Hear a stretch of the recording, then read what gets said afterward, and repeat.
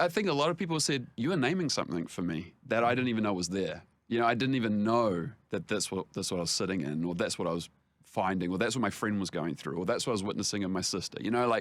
People would just sort of, you're putting your finger on something. Joined in studio, we've got a special guest joining us in here, Pastor Dan Sheed from Central Vineyard Church in Auckland, who's just released a new book, which we're going to dive into a little bit. Dan, you've come a long way from black T-shirts, stretched ears, and punk rock when I first knew you as a 15-year-old. Dude, I don't know if it's that far. What do you mean? You're a published author now. Look at you. He's still wearing the T-shirt? Yeah. He's still wearing the black T-shirt. Still relaxed. He still gets into it. How are you, Dan? Welcome to the studio. Kia ora, thanks for having me. I am good.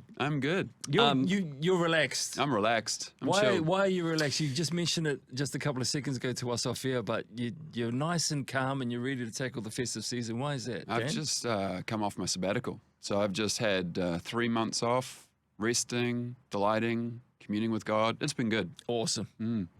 Well, you're looking fresh. Thanks. And now you get to kick straight into a book launch. Yeah. Which is something you've never done before. So the book is Drift No More. When was it officially released? It was released on Monday.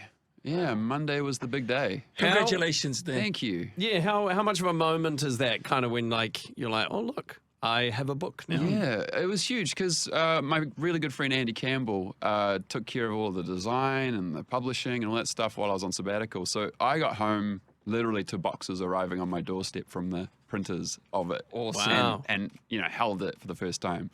It was phenomenal. Kind of surreal? Yeah, really surreal.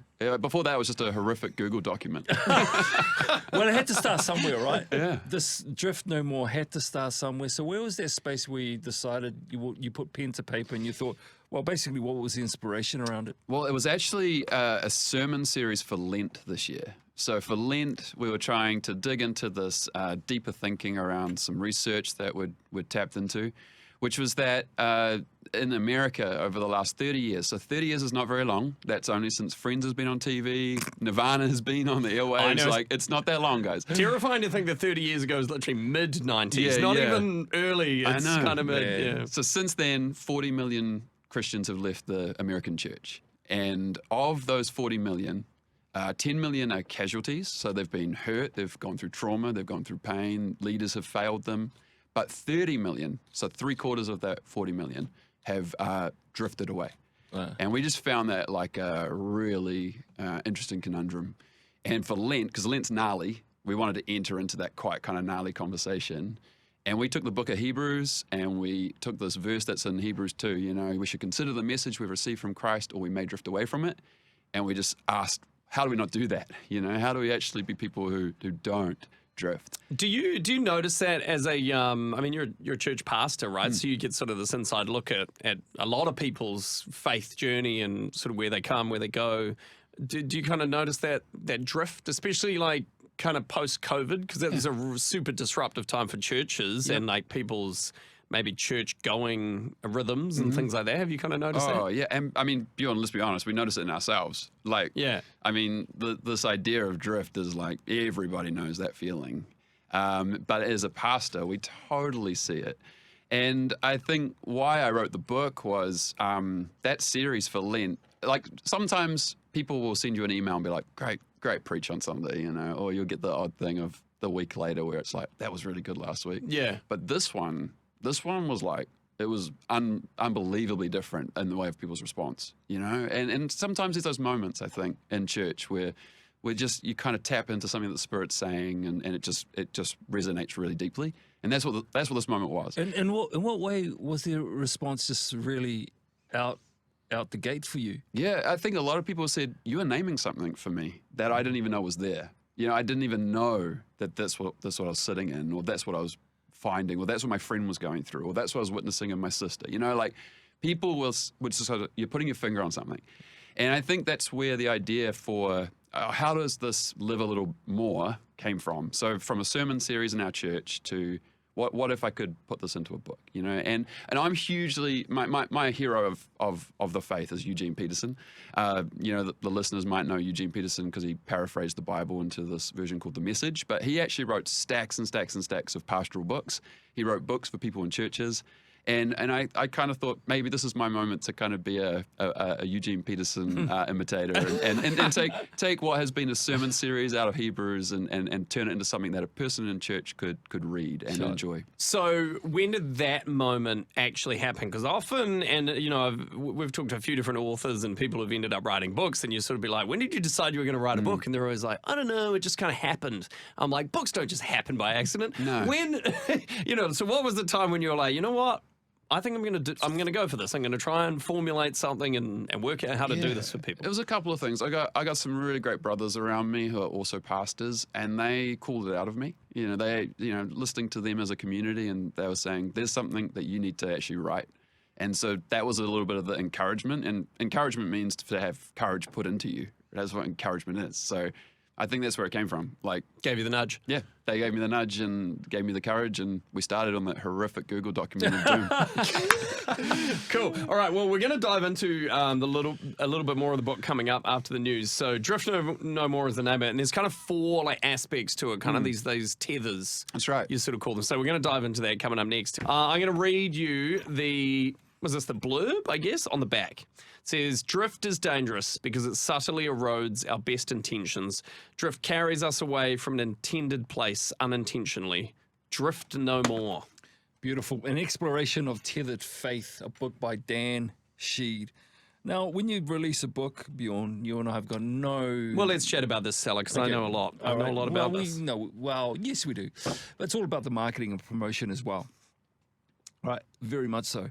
And I know what you've done here, Dan, and it's very, very good because I've seen the color of this book. What's the color? What's the color of this? It's electric blue. Electric, really? I thought it was more dark, going towards purple, but electric blue? Very, very vibrant. It's a vibrant color. Stands out. But if you were to walk past a Whitcoulls, where you'd imagine Dan's book would be, you'd walk past and it would catch your eye and you think, what is a family block of Cadbury's doing in the Whitcoulls store? It doesn't look like a king size. Bro, you need to get your eyes checked, man. Really? To be fair, it is about the same height on the side. And then what about the colour?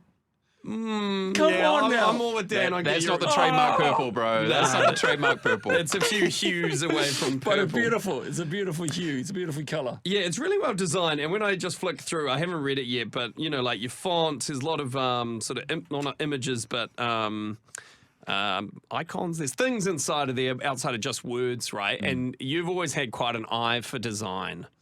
I've seen your PowerPoint slides at church. Very particular. Very particular. Very particular. He will do the slides for other people if they are speaking. He says, send me your slides. I will do them for you. That's what a design degree before ministry Is that your equals. background? Yeah, that's what I studied after school. Yeah, Awesome. So that's paid dividends because it looks really beautiful, the book. But let's talk about what's inside of it because the look is one thing, but the content's the other. So Drift No More, exploring this tethered faith. Sort of 4 parts to that, or talk to us a bit about the book. Yeah, they're all found in Hebrews. The tethers that I explain are all out of Hebrews texts. Okay, so Hebrews starts with this idea in Hebrews 2. Let us consider the message that we've received, or we may drift away from it. And then you could say the rest of Hebrews is answering that argument. Okay, so it's actually trying to show us what those things are. And so the 4 things you find in the book of Hebrews is you find that we are to tether to Christ, and Christ is worth tethering to. He is secure and faithful and has kept his promise. And you could just basically say that that's the point there of this message of Christ, is like Christ is the faithful one. He is worth securing to. The second one is that we can tether to the church. We can tether to this group of saints that are around us. We can tether to the traditions, the things the church has done for 2,000 years, the things we repeat, the habits we have that are good for us and helping us to stay tethered. And finally is this thing of tethering to the gospel, the great story that God is at work doing things and making things new. And it's a faithful story. We can hook onto that as well. Was it a challenge of anything, doing anything, especially when you write a book, you only get one shot because once you put it down on paper, that's it lives forever. So what was one of the most challenging things from writing this book? Or did you find it challenging because you spoke to some personal events in your life or experience or reflections upon your life as well? And did that then make it not as challenging as you thought it might have been to write? I think the constraint I put myself in for the book is it was a set of sermons for Lent. And so, inspired by some other people who've done similar things, I let that remain the way that the book then played out. So at the start of the book, you actually find my little note to the reader where it says, this was a series of sermons, and I've kept it that way. So it got edited, we reworked it, we made it so that it was going to read as a book, but I haven't expanded much here. I've actually kept it in this restraint and constraint of what was originally said. Otherwise, the whole thing would have just drifted out to have been a much bigger book.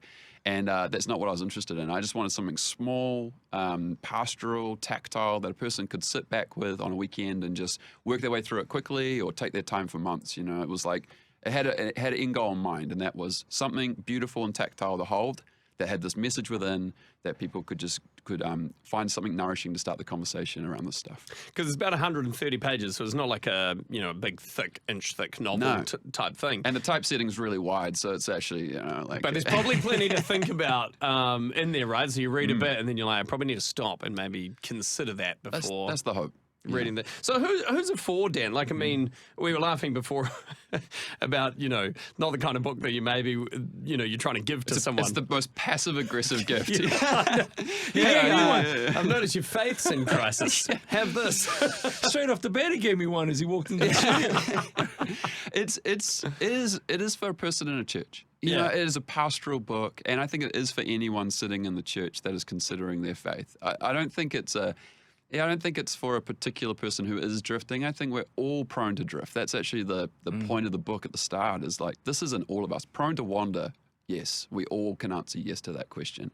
But I think who is it for especially? It seems to be for people that are asking big questions around what is the stable and faithful part of this whole thing of following Jesus? What is this actually crucially about? When we talk about the tethering, the anchoring, I picture a boat. Or something being tied down. But when you talk about like force drops on something, keeping it still, it's also kind of going nowhere. Yeah, that's right. When you follow that metaphor, does it sort of talk to that at all around? You have completely opened us up to the main point of the book, which is that at the end, I talk about this idea called kedging. And kedging is a mariner's term for moving a boat using anchors. So the way it works is that if you need to get your boat out of dead air or away from problems, you can throw a long line anchor out and you can pull off that point. And so there's a famous story of the USS Constitution doing this during a battle where they were entered into this windless situation. There was no wind, and the British fleet was coming at it, and the captain got the crews to jump out in the longboats, row out in front with the anchors, drop the anchors, and then the crew would pull off those anchors, and they moved the boat out of this windless situation to safety for 3 days. It took them 3 days to kedge to safety. And that's the whole idea of the book, is that to drift no more is not just about hunkering down. To drift no more is to use these tethers and to pull off them to move.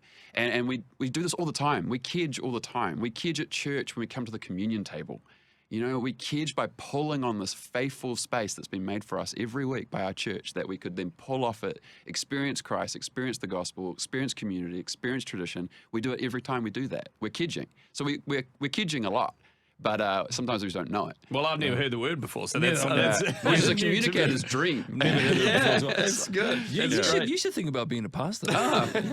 Consider it. Hey, well, thanks so much for coming in, Dan. If people do want to grab it and they're like, oh, that sounds like a bit of me, I'd love to read it. How do they get a hold of it? Head to our website, centralvineyard.org, and there's a resource tab and there's a bookstore there. You can grab a copy there. Follow me on Instagram @DanSheed, and you'll be able to find me, and there's a link there in the bio. We will get a link up on our Instagram stories or something if you give us tabs and nodding, so it'll probably happen. Brilliant. If it's left up to me, that's just those are empty words. Well, let's give a copy away right now. If you're paying close attention, Dan Sheed is the author, but what is the name of the book? If you can text that in 8168 with the keyword life, and tell us why you want it as well. We'd love to send it out to somebody. We've got a copy. Dan, again, all the best with the book. Thank you. And thanks for coming in. Thanks for having me, guys.